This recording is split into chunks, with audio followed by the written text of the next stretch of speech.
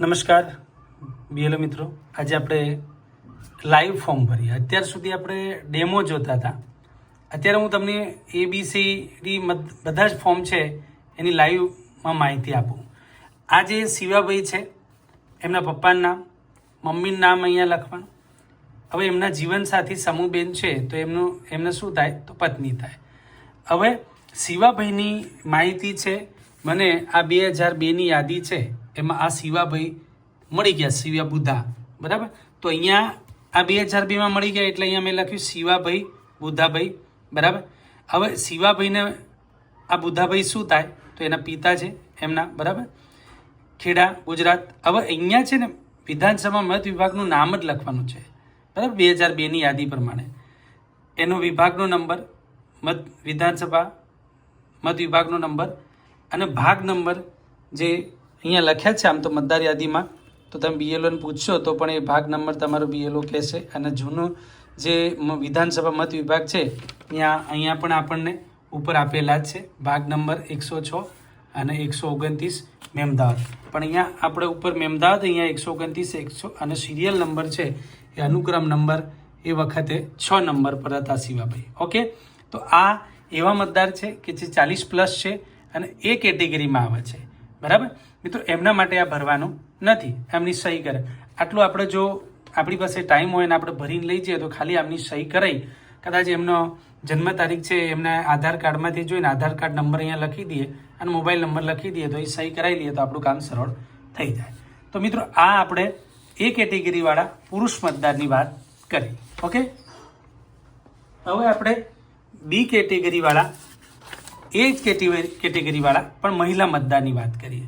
મિત્રો ઘણા પ્રશ્ન એ છે કે ભાઈ મહિલા મતદાર છે એનું નામ 2002ની યાદીમાં મળી જાય તો શું એના પિયરની માહિતી ભરવાની? ના, જેનું નામ 2002ની યાદીમાં મળી જાય એના માટે ફક્ત આ 2 જ કોઠા ભરવાના છે, બરાબર. તો અહીંયા આપણે શું કરીશું? સમૂહબેનનો સંપર્ક કરીશું, એમના પિતાનું નામ લખીશું, એમની માતાનું નામ લખીશું.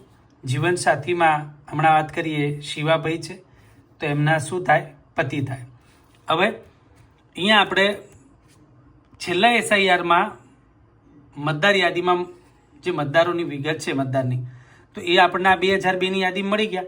તો આ ઘણાનો પ્રશ્ન એ છે કે આ સમૂહબેન છે તો એ સંબંધીમાં શું સમૂહબેનના પિતાનું નામ લખવાનું? ના મિત્રો, અહીંયા 2002ની જે યાદી પ્રમાણે સમૂહબેનની પાછળ શિવાભાઈનું નામ છે, એમના પતિનું જ નામ છે, તો આપણે શિવાભાઈ એમના શું થાય? પતિ, એ જ લખવાનું છે. ફરીથી એ જ મેમદાવાદ 129, 7 નંબર પર છે, અનુક્રમ નંબર 7 છે તો 7 લખવાનું. ઓકે, ચાલો. તો આ એવા મતદાર છે કે જે 40+ છે પણ મહિલા મતદાર છે. પણ મિત્રો 2002ની યાદીમાં એમનું નામ છે એટલે એના માટે આપણે આ ભરવાનું નથી, બરાબર. આટલી માહિતી છે. વિથિન આપણે 2 મિનિટમાં આપણી પાસે મતદાર યાદી બધું છે તો આટલી ભરી દઈએ. ખૂટતી માહિતી છે મતદારના ત્યાં સંપર્ક કરી પણ ભરી શકીએ. એમને તમે ભરવા આપી દો તો એ તમારે આ બધું તમને પૂછીને ફોન કરીને વારે ઘડી તમને પૂછશે, કારણ કે એમની પાસે આ માહિતી હોય નહીં, બરાબર.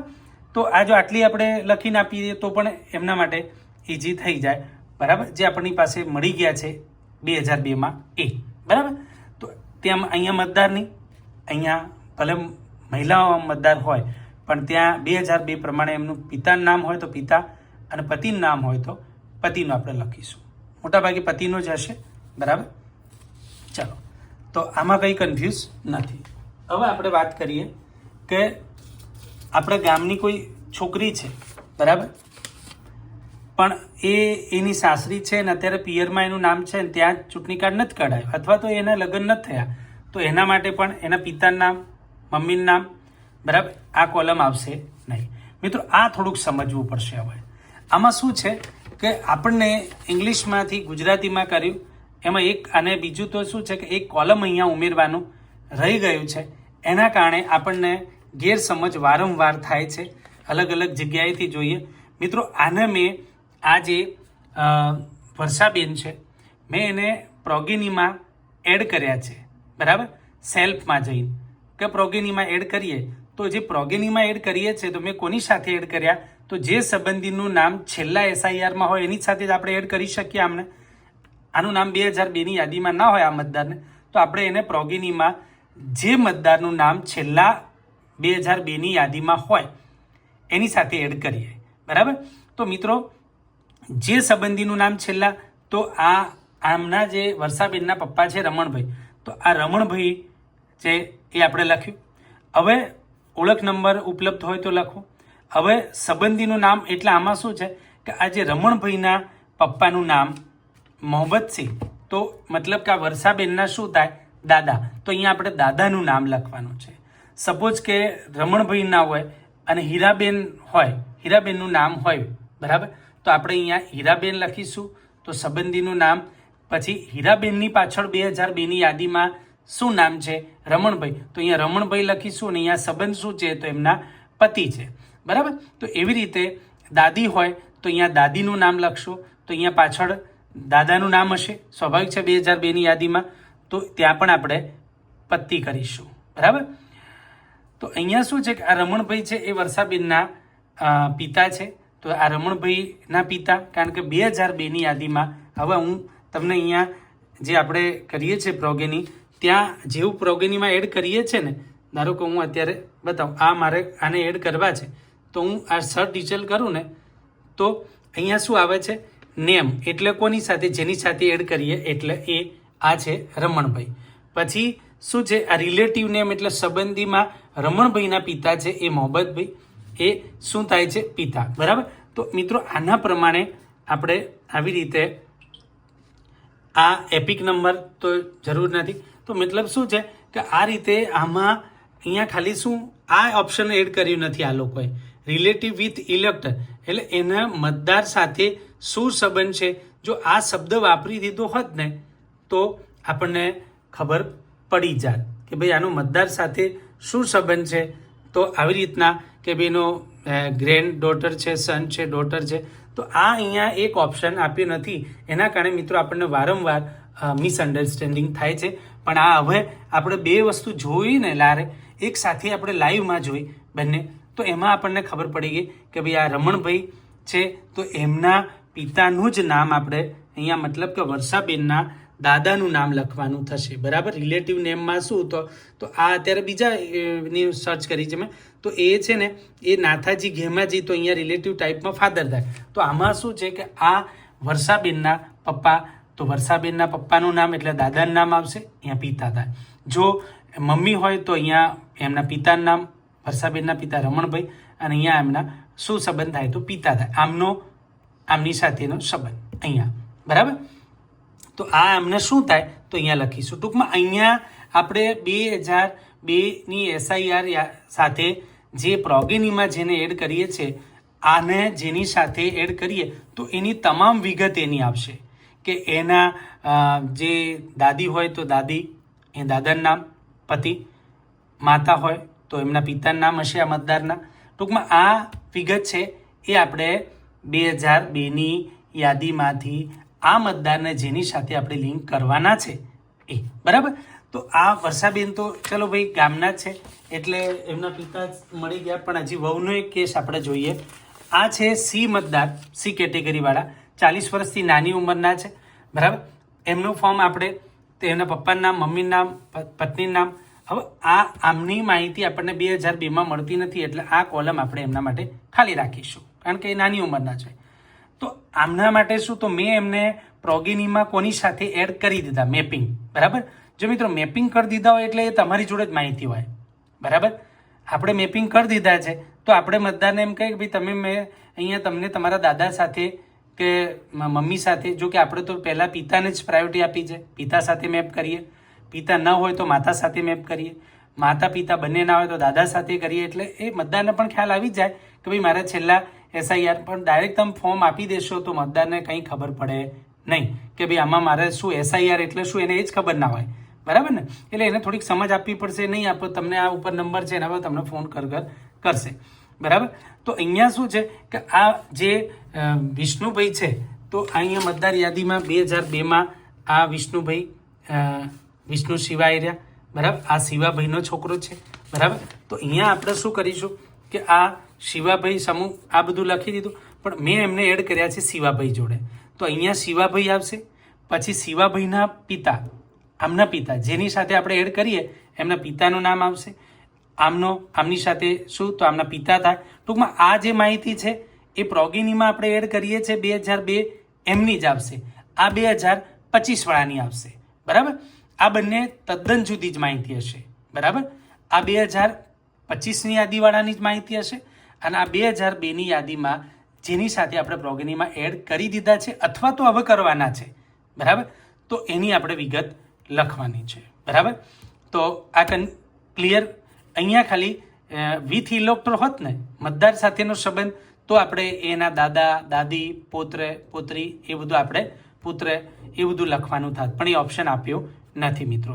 બરાબર, તો આપણે જેટલા ઓપ્શન આપ્યા છે તો આટલા જ ઓપ્શન આપ્યા છે. બરાબર, જો એકવાર ફરી જોઈ લઈએ. આ નેમ, બરાબર, સંબંધીનું નામ, બરાબર, પછી એનું રિલેશન શું છે અને એપિક કાર્ડ છે. બરાબર, આ ઓપ્શન આપ્યો નથી એટલે આપણે એ લખવાનું થાય નહીં. ટૂંકમાં આ SIR 2002ની માહિતી એ જે તે સાથે આપણે એને પ્રોગેનીમાં એડ કર્યા એની માહિતી આપશે. બરાબર, ચલો મિત્રો, આ સી વાળાની એ ખબર પડી. હવે આપણે વાત કરીએ પુત્રવધુ. બરાબર, જે 2002ની યાદીમાં નથી. હવે એ બીમાં હોય કે ડી વાળી હોય કે એફ વાળી હોય. બરાબર, એફમાં એનું જ એ થશે કે માતા પિતા બેમાંથી કોઈ પણ એકની માહિતી હોય અથવા એકેની ના હોય, એ એફમાં આવશે. અને બીમાં જે 2002ની યાદીમાં નામ ના હોય પણ 38+ હોય, ડીમાં એ આવશે કે 21 થી 37 પણ માતા પિતા કોઈનું નામ નહીં હોય. બરાબર, તો મતલબ એના માટે એના આ જે એક વહુ છે ગામની, બરાબર, તો શું થશે કે એના પિતાનું નામ ભરવું પડશે, એના માતાનું નામ લખવું પડશે. જીવનસાથી તો વિષ્ણુભાઈ હમણાં જ આપણે જોયા, એમનું નામ લખી દઈશું. અહીં કશું આવશે નહીં. બરાબર, હવે જે સંબંધીનું નામ છેલ્લા SIRમાં, એટલે હવે આપણે આ મતદાર આપણને જે લખીને આપશે એ પ્રમાણે આપણે એને એડ કરીશું. બરાબર, સ્કેન કરીશું એટલે એની સાથે લિંક થશે. હવે આ જે જ્યોત્સનાબેન છે એ આપણે એમને કહીશું કે ભાઈ તમે આ તમારા પિયરમાં આ BLO છે સાહેબો આવશે અને ફોર્મ આપી જાય તો તમારા પિતાનું ભરેલું ફોર્મ છે એનો ફોટો પાડીને તમે મંગાવી લેજો, તો તમને આ માહિતી મળી જશે. તો મતલબ કે BLO 2002ની યાદી પ્રમાણે આ ભરીને આપશે તો એના ફોટામાંથી આપણે સીધી આની આ જ વસ્તુ અહીંયા કોપી કરી લેવી પડશે. બરાબર, પણ બાકી આપણે શોધવા જઈશું મિત્રો અથવા BLO ભાઈ મતદાર જાતે શોધશે તો ઘણો ટાઈમ થઈ જશે, મહિનો નહીં, કદાચ 6 મહિના સુધી પણ આપણી પ્રક્રિયા પૂરી નહીં થાય. કારણ કે બધા જ વાલીઓ છે એટલા બધા કોઈ ભણેલા નથી કે લિંક ઓપન કરીને 2002માંથી એનો મત વિભાગને બધું શોધીને આપણને લખીને આપે. બરાબર, એ પોસિબલ નથી મિત્રો. પણ આપણે એક આ કરીએ કે ભાઈ નહીં તો તમે બાજુની તમારી નજીકમાં નિશાળ હોય ત્યાં BLOને મળો અને તમારા પપ્પાના દાદાનું નામ બોલો તો તમે 2002ની યાદીમાં શું હતું કે આ પ્રમાણે તમે વિગત એમની જોડેથી લખાઈને લેતા હો. બરાબર, તો એ કાં તો તમે એ ફોટો મોકલી દો અમને તો મંગાવી રાખજો. અમે કાલે આવીએ 2 દિવસ પછી આવીએ ફોર્મ લેવા ત્યારે તમે આ મંગાવીને રાખજો.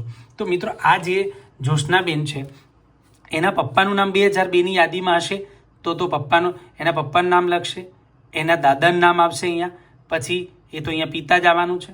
જિલ્લો જે પણ અલગ અલગ એ જે તે વખત 2002 વખત જે જિલ્લો હોય અને રાજ્ય હશે, અને આ જે એના પપ્પાની વિગત છે એ અહીંયા આવી જશે. ટૂંકમાં ત્યાંથી આ વિગત પુત્રીના કોલમમાં આવી જશે. બરાબર, પણ આપણે આ થોડા એના માટે 1-2 વખત મુલાકાત કરવી પડશે મિત્રો. પણ એવા 33% જ મતદારો હશે, 1000માંથી 300 જેવા મતદારો હશે કે જે મહિલા મતદાર અને જેનું નામ 2002ની યાદીમાં ના હોય. બરાબર, એટલે એવી વહુ અને પુત્રવધુ છે એના માટે આપણે ત્યાં જવું પડશે મિત્રો. તો હવે કોઈ કન્ફ્યુઝ નથી મિત્રો. આપણે ABC હવે ઈ વાળો છે ને ઈ માટે શું છે કે આપણને આ કીધું કે ભાઈ બંને ભરવાના, પણ આ ઈ વાળા માટે આપણે નથી ભરવાનું, 2 જ ભરવાના.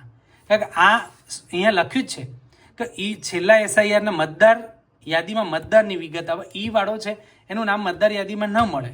બરાબર, હા, પછી તમારે અહીંયા માતા કરી અને અહીંયા મતદારનું નામ છે એની જગ્યાએ એના સંબંધીનું નામ છે તો માતાનું નામ, એનો સંબંધી માતાના એના મતલબ એના પપ્પાનું નામ આવશે. પછી આ માતા છે તો એના પતિ એટલે એના પપ્પા થાય, એનું નામ આવે. એ બધું કરવું એના કરતાં આ જ એક જ ભરવાનું રહેશે. બરાબર, જે સંબંધીનું નામ મળે, આમ તો બંને નામ મળશે, બંનેનું ભરું તો વાંધો નહીં, પણ થોડુંક આ બદલાઈ જશે બધું. અહીંયા મતદારનું નામ આવશે. હવે અહીંયા મતદારની જગ્યાએ તમે લખો તો અહીંયા પછી ચેક ઇન તમારે એને મમ્મીનું નામ લખવું પડે. અહીંયા પિતાનું નામ છે, અહીંયા પિતાની વિગત આવશે, મમ્મીની વિગત આવશે અને એ રીતે આપણે ભરી દઈશું. બરાબર મિત્રો, તો હવે આપણે તમામ ફોર્મ વિશે કોઈ કન્ફ્યુઝ નથી.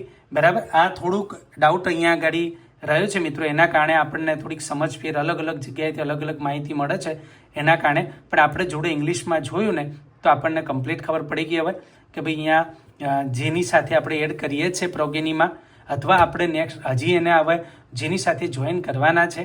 બરાબર, તો પિયર પક્ષની માહિતી આપશે તો પિયરના એના પપ્પા દાદા એનું નામ લખવાનું થશે. બરાબર, એમની જ વિગત આવશે.